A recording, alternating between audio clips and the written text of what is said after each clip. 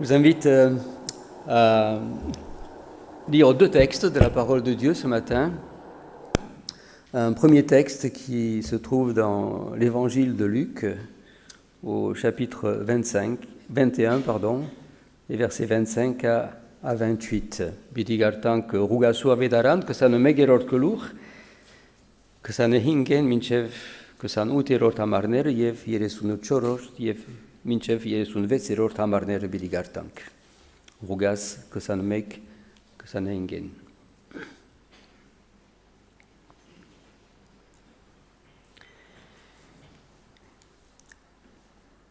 Il y aura des signes dans le soleil, dans la lune et dans les étoiles, et sur la terre il y aura de l'angoisse chez les nations qui ne sauront que faire, au bruit de la mer et des flots, les hommes rendant l'âme de terreur dans l'attente de ce qui surviendra sur la terre, car les puissances des cieux seront ébranlées. Alors on verra le Fils de l'homme venant sur une nuée avec puissance et une grande gloire. Quand ces choses arriveront, redressez-vous et levez vos têtes, parce que votre délivrance est proche. Et au verset 34, prenez garde à vous-même, de crainte que vos cœurs ne s'apesantissent par les excès du manger et du boire et par les soucis de la vie, et que ce jour ne vienne sur vous à l'improviste, car il viendra comme un filet sur tous ceux qui habitent sur la surface de toute la terre. Veillez donc et priez en tout temps, afin que vous ayez la force d'échapper à toutes ces choses qui arriveront et de paraître debout devant le Fils de l'homme. Et nous lirons également un second texte dans la seconde épître de Pierre, au chapitre 3, les versets 8 à 13. Yeglor turt bedrosi, yerort kelur, uterort amaren, minchev dasne yerort amarner. Yeglor bedrosi, yerort kelur, uten minchev dasne yerek.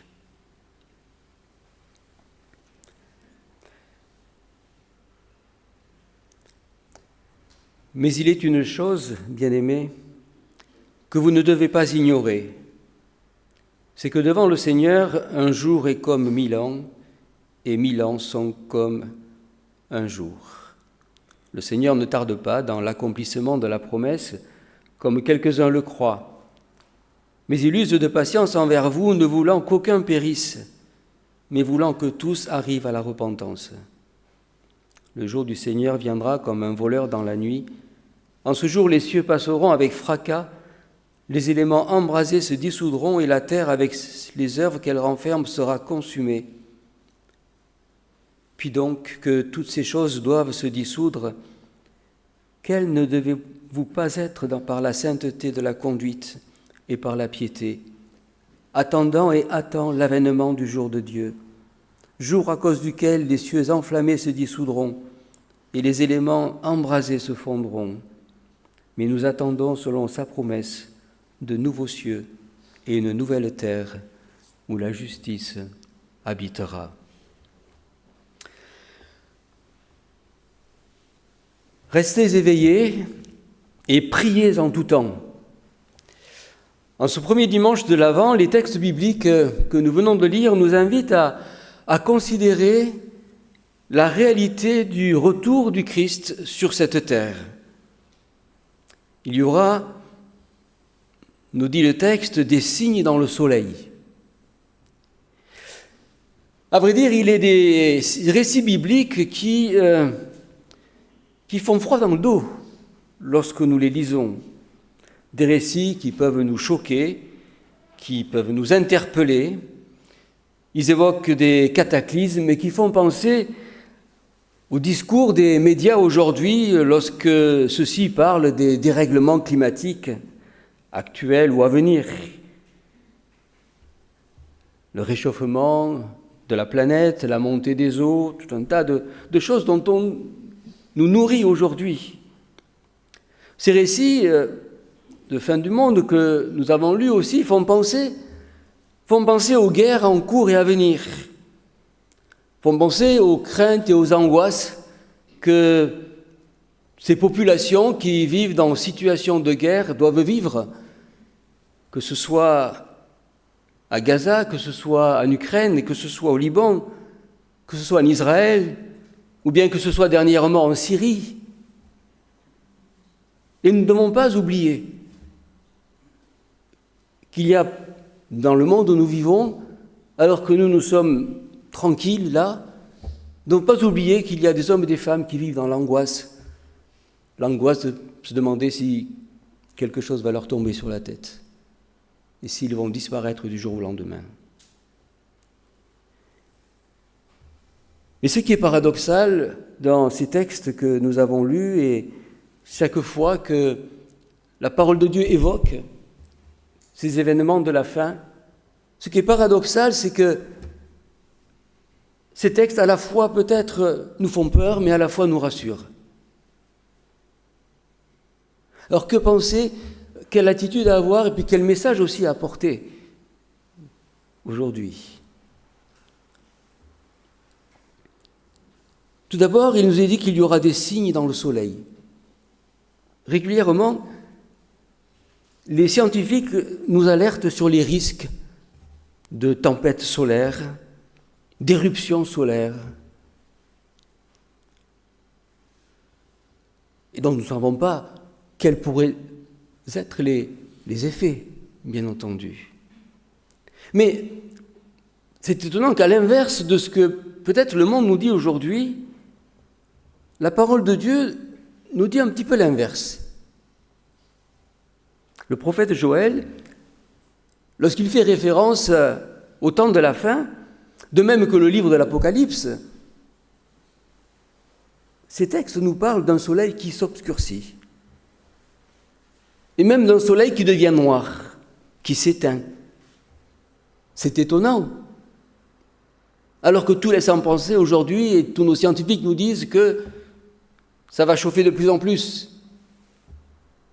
Peut-être que l'on va vers une ère glaciaire, on ne sait pas. Qui peut savoir ces choses? Il me semble que ces textes-là et la parole de Dieu nous invitent à l'humilité. Et devraient inviter aussi tous les observateurs, tous les scientifiques et tous les commentateurs de ces événements devraient eux aussi être invités à l'humilité. Car qui peut savoir comment les choses vont se passer? Qui peut savoir dans quel sens les choses vont aller? Cela nous montre qu'il nous faut toujours rester humble devant ces choses qui nous dépassent.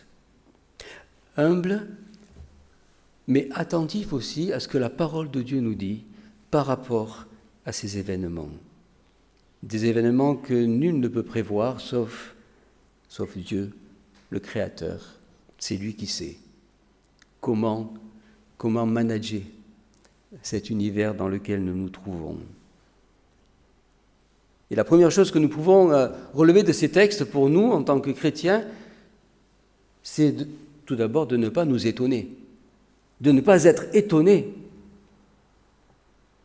du fait que, effectivement, l'univers dans lequel nous vivons est un univers qui est très instable et dont personne ne sait de quel côté les choses peuvent aller. En second lieu, le texte nous invite à l'espérance. Redressez-vous, levez vos têtes quand vous voyez ces choses arriver. Quelque part, ne craignez pas, ne vous affolez pas, au contraire, lorsque vous voyez ces choses arriver, redressez-vous, levez vos têtes, parce que votre salut est là. Cette parole, bien sûr, elle s'adresse aux croyants.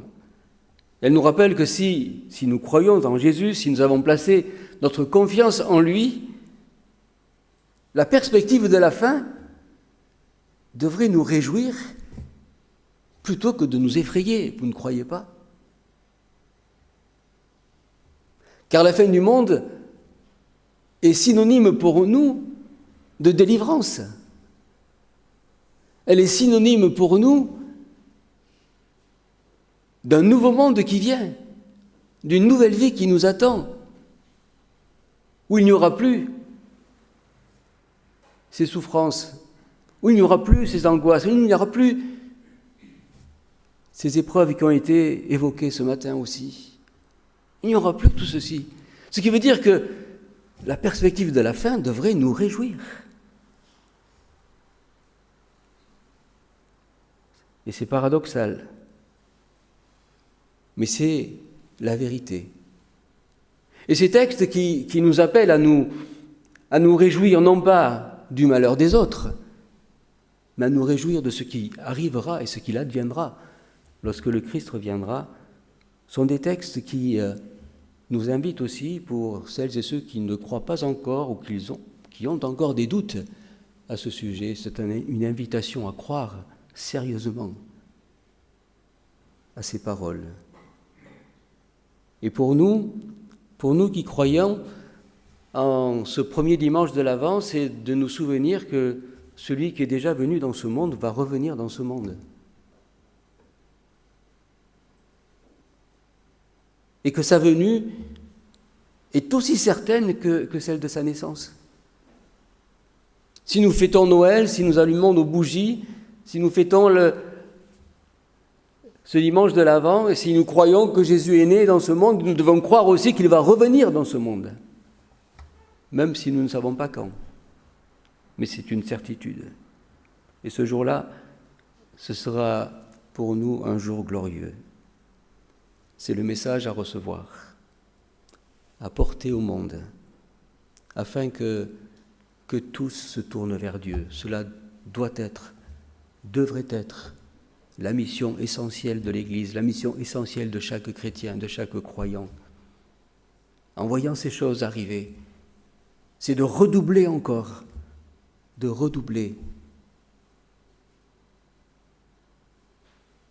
d'interpeller notre génération, les hommes et les femmes qui sont autour de nous et qui vivent d'une façon totalement inconsciente, sans se rendre compte qu'un jour tout peut finir et que ce jour-là ils seront dans l'angoisse, ne sachant ce qu'il adviendra. C'est là le message que nous devons porter, encore et toujours et encore plus aujourd'hui.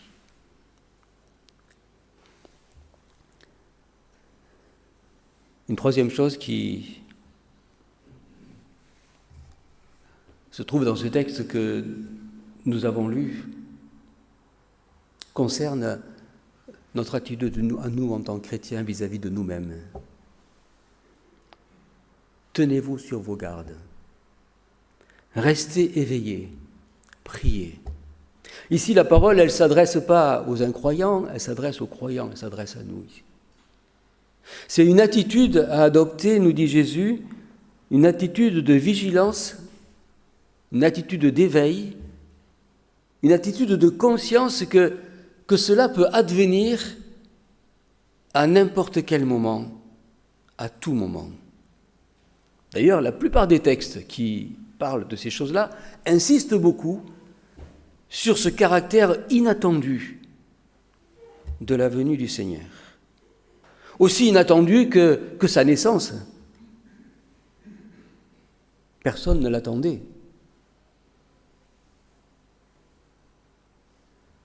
Et Jésus lui-même le dit, il en sera comme du temps de Noé. Soyez semblables à des hommes, des femmes qui attendent.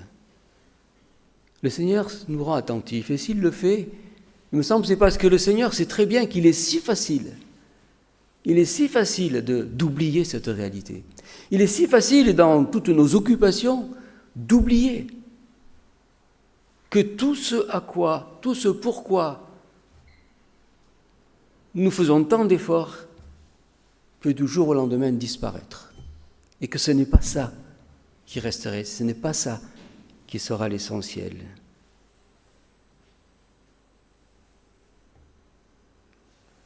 Ce qui ne veut pas dire, bien sûr, qu'il faille tout vendre, aller sur une montagne et attendre que le Christ revienne, comme cela a été demandé maintes fois par maintes sectes à leurs adeptes.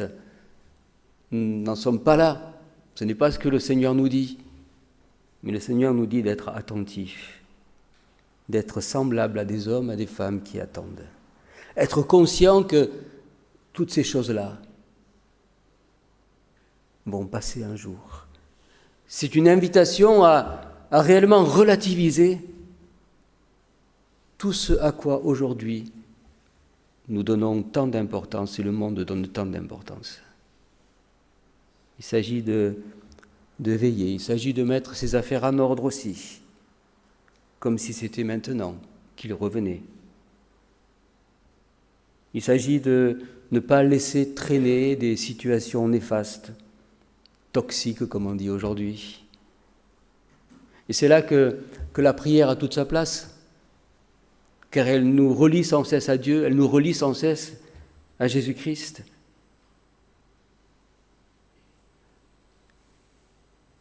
Et c'est là où nous devons sans cesse aussi nous rappeler que si un jour nous pourrons nous tenir devant le Fils de l'homme, si un jour nous pourrons nous tenir devant lui debout, comme dit le texte, c'est grâce au sacrifice qu'il a accompli pour nous. Ce n'est pas par nos œuvres, ce n'est pas par nos bonnes actions, ce n'est pas par toutes nos capacités, ce n'est pas tout ça. C'est que la grâce. Et un jour, nous serons devant lui et nous le verrons. C'est là notre espérance. Et c'est lui seul qui nous permettra de nous tenir debout ce jour-là.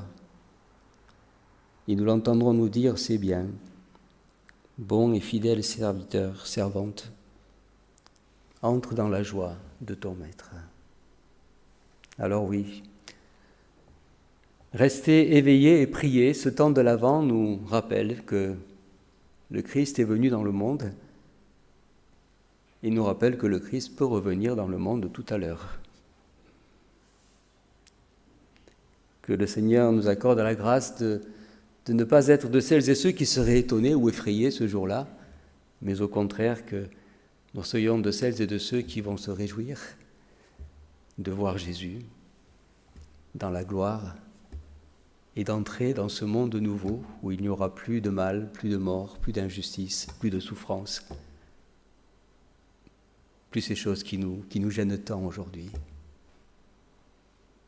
Que Dieu nous accorde la grâce d'être prêts pour cela et de nous préparer pour cela et d'en être les témoins autour de nous. Amen. Je poursuivrai par la lecture du texte de l'Évangile en arménien et je dirai aussi un résumé de ce message en langue arménienne. Գգարտանք Ղուգաս 21 25-ն մինչև 28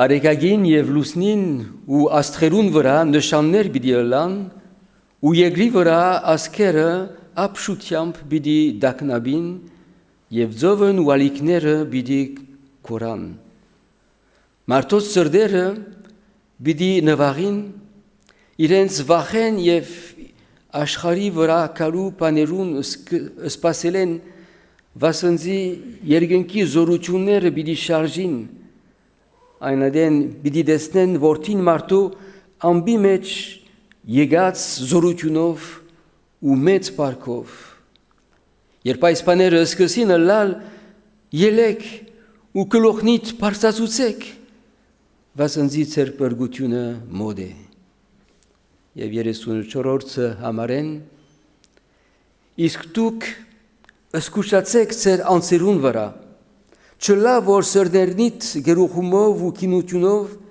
եւ աշխարհային սպառնալիքներով ձանրանա ու հանգարձակի այն օրը ձեր վրա հասնի Վասնզի բոլոր երկրին երեսը բնագոներուն ամենուն վրա որոկայթի մբես պիտի հասնի Ուստի արդուն գեցեք եւ ամենադեն աղոտ գրեք, որ այս բոլոր նեղություններեն ազատիկ եւ որդին մարդու արչեւ գայնելու արժանի ըլլակ։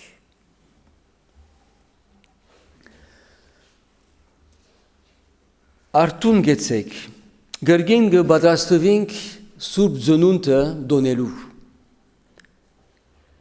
Եվ այս հատվածները, որ գարտացինք այսօր, մեզի կհիշեցնեն, որ եթե Հիսուս աշխարհ եկավ, եթե Հիսուս ծնավ այս աշխարհ, գիտենք, որ օրը նորեն պիտի գա այս աշխարհը, եւ այս նադեն պարկով պիտի գա այս աշխարհը։ Ուրեմն, ինչպես մենք պատրաստվելու ենք այս իր կալուստին համար։ Նախ գրված է, թե արեգակին եւ լուսնին ու աստղերուն վրա նշաններ պիտի ըլլան։ Հայտնի է, որ ինչ որ այսօր գլսվի, այն բոլոր փոփոխությունները, որոնք պիտի ըլլան մեր աշխարհի մեջ, պետք է որ մենք զարմանանք իբր հավատացյալներ, ինչու համար, որովհետև այսօն բոլորը արդեն գրված են Աստվածաշունչի մեջ։ Նույնիսկ գրված է, թե այն օրերը մեմ օրը պիտի գա, որ արևը ալ պիտի չնչվի։ Այսօն բոլորը գրված են դարեր առաջ, եւ Հիսուս եկավ այս աշխարհ եւ մեզի իմացուց ասոնք, որովհետեւ չզարմանանք, որովհետեւ չվախնանք, որովհետեւ կդակնաբին ինչպես մարդիկ գվախտան եւ գդակնաբին։ Հետո այս խոսքերը շատ զարմանալի են, որովհետեւ երբ որ Հիսուս գխոսի այս մասին, փոխանակելու մեզի վախցեք, մեզի գսե գլուխնիդ վեր ցուցեք, ուրախացեք, ձեր փրկությունը մոտ է։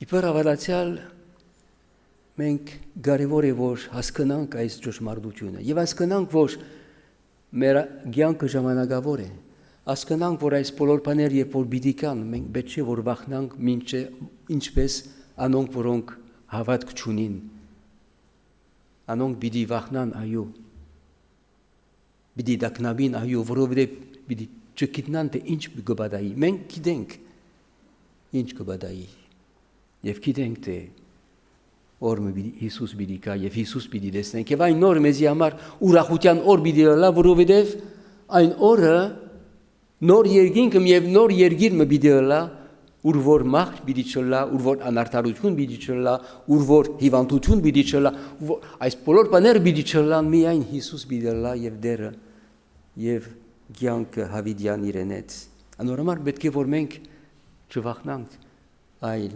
ուրախանանք։ Սակայն ունադեն այս հատվածը որ գտածենք գսկուչացնի մեզի։ Սկուշոլանք։ Չլա որ քունի մեջ հոգևորաբես քունի մեջ իննանք։ Դերելա որ միշտ արթուն լանք, միշտ սպասենք։ Ինչու համար գսե Աստվածաշունչ որ միշտ պետք է որ սպասենք, որովհետև գսե թե այն օրը ոչ մեկը չի գիտեր թե երբ պիտի գա, ուր պիտի լա, բայց պիտի գա։ Ուրեմն պետք է որ մենք ամեն օր ամեն վարյան սպասենք, սպասումի մեջ ըլալու ենք։ Եվ այս բոլոր մեր մտահոգությունները, այս բոլոր մեր նպատակները, մեր ծրագիրները այս կյանքին համար լավ են, բայց պետք է որ գիտնանք թե ասոն կգնան օրին բոլորովին անհետանալ։ Դերը դա որ մենք այս իմաստություն ունենանք, արթուն լալ եւ աղոթքի մեջ լալ։